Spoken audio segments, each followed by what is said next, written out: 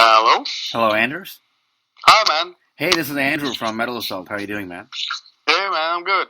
Good to talk to you again. Cool. Yeah, we did an interview a couple of years ago, didn't we? On the bus or something? Yeah, we've done a few, I think. You, yeah.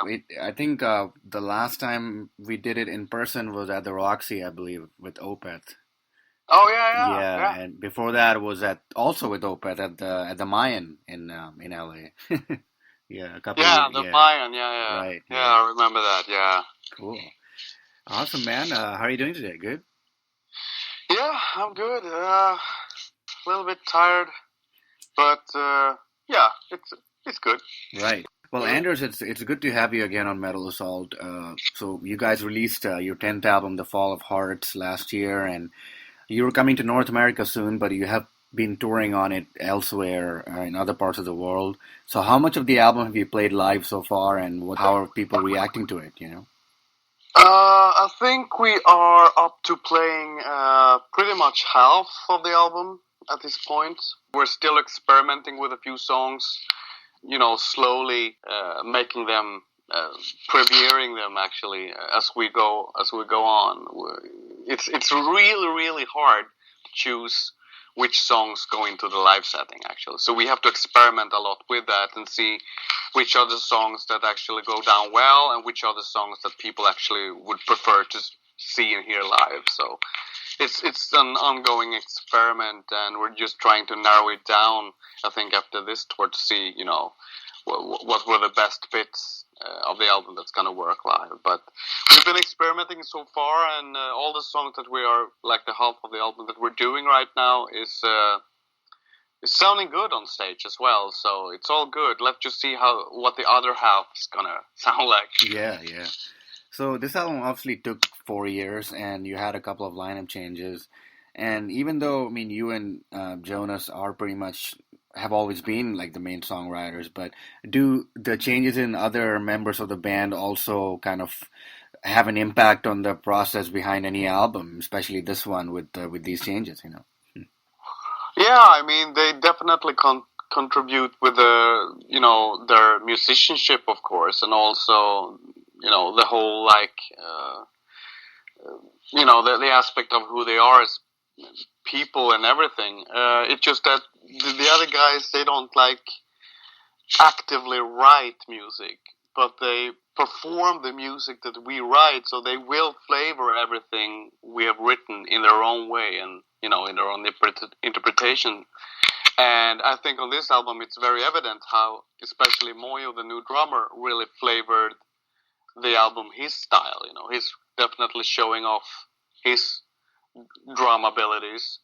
And Neil has been going now for us since, I think, 2009. So he's been pretty stable on the bass. What he's doing, no surprises there.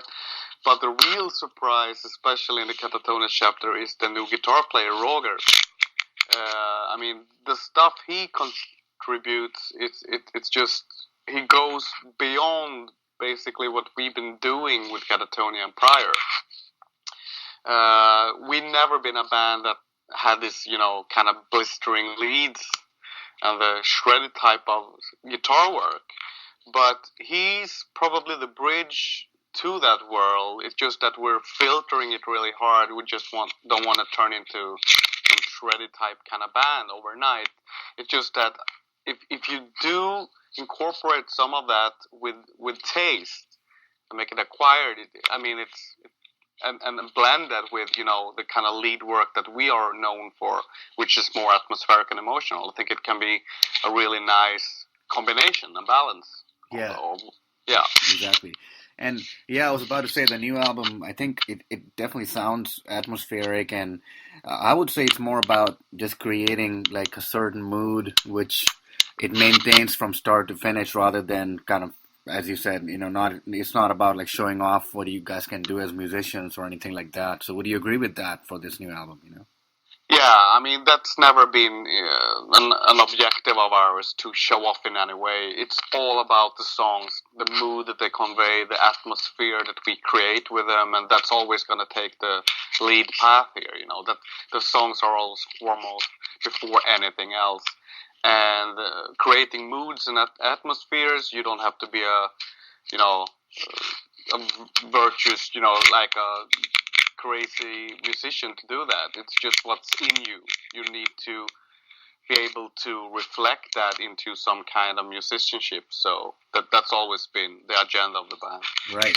And I think in this case, the sound itself becomes more important, like the sound and the production, because you're kind of trying to express yourself with like lesser number of notes, but more subtle layers and things like that, isn't it? Yeah, I mean, we do take a big advantage of technology, of course, and it the whole way of recording and all the softwares and all of that. It just comes so far compared to like just 10 years ago. It's just crazy how much you can actually use. I mean, what I'm trying to say is that I think our demos of the album sometimes are just as good as the final, end product from a studio. So it just, it matters how much effort you put down into it, and how you use and take use of what's there for you actually. This album, I think, is very. I mean, I don't know. I would probably call it prog rock, even. Do you think that would you call it that, and would you call yourself a prog rock band in some sense, at least? Based on like recent material, even. Yeah, I think that's a fair assumption to say that. It's not like we, like force people or tell our label like, oh, you have to put us in the prog rock field or label us like this. But it definitely makes sense. Progressive is a term that we throw around a lot these days because I really do think that's what we're about. And the difference between us and other prog bands is just probably our history, where we come from. We have a extreme metal background, and we are also not afraid to go off into other territories and incorporate that back into our sound. But for me, that's the whole essence of being progressive. So yeah, I think that's cool. Right. And whenever a band is around for a long time and kind of goes through shifts and styles, I mean, you hope that you keep your older fans, but you also obviously want to make new ones. So seeing the audiences at your shows or doing meet and greets or anything like that, have you noticed that you have like a different fan base now, or that your new fans are different from the older ones in terms of what they listen to, Yes, I have definitely seen a shift in a positive sense. The people that come to our shows these days are a lot more open-minded than in the past. In the past, you could narrow it down to a certain kind of, certain type of human almost. Like even from a distance, you could tell what that person would be like. But these days, you can't. I mean, also the ages, they're just spreading up and down. And also the gender it's just as much male and female just intertwined, and it's really cool to see an elder couple even coming out these days because they enjoy us just as well as some young teenager kids coming out. I think that span between them, it's a huge span, and it's just a great thing to be able to bridge them musically. Right, that's cool, man. And but that being said, I think when you do a live show, you still mix up the older and the newer material, which applies in cases of even bands like Opeth and Alcest who have kind of changed their sound. But so you still obviously do both kind of stuff live, isn't it? Yeah, I mean, we try to, keep or treat our whole discography with respect. So we always try to pick something out of every album we've done.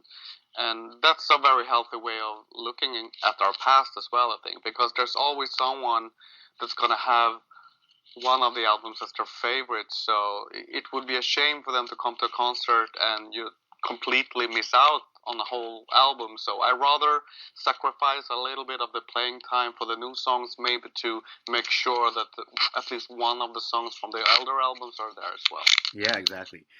And talking of the North American tour, you're coming for a headline run in March and April, and you'll be doing the El Rey Theater again in LA, which you did before in the past with Cult of Luna. I mean, I still remember that show. It was pretty awesome. Do you have any memories from that? How you must be looking forward to coming back to that venue again, right? Oh yeah, I mean, I think we've been to the El Rey venue 2 or 3 times. We also played there with Devin Right. Townsend when Yeah. we were touring with him as well, and probably one more time. It's a cool place. I love being, it's always nice for us Swedes to come by LA, visiting the city and play there. It's every show we've done there has been good. So that's definitely a highlight of the tour. Yeah, exactly. Yeah, so I can't wait to do that. Yeah, and you have some interesting opening acts on this one, isn't it? So, were you familiar with those bands, or was it just, or I mean, in other words, did you pick them, or was it something that your management or other people did? I know that Jonas has ties with Caspian, the band. I think he's friends with some in the band, and they've been speaking for years. And when he brought them up, it was just a band that we collectively, all in the band, immediately liked the sound of. So we just thought it would make much sense. Yeah. And the first band on, that was something that came from the label or the management, and just wanted to give a shot, basically. So we're all open for pushing new bands and new talents as well. So I think that's really cool. Yeah, exactly, man. Awesome. So, as I said earlier, this The Fall of Hearts is your 10th album. I mean, 10 studio albums, that's a pretty big landmark for any band, So do you look back on the whole thing as kind of end of a chapter or the beginning of a new one, or that kind of thing,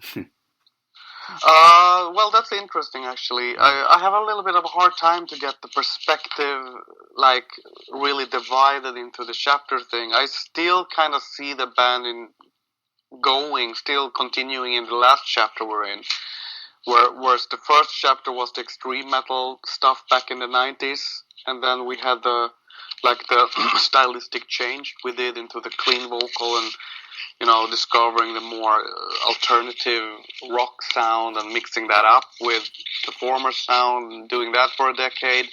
And then finally finding this current path we're on, which is more of an experimental kind of proggish metal thing going on, with a lot of emphasis on the atmosphere and the dark sound and the mood.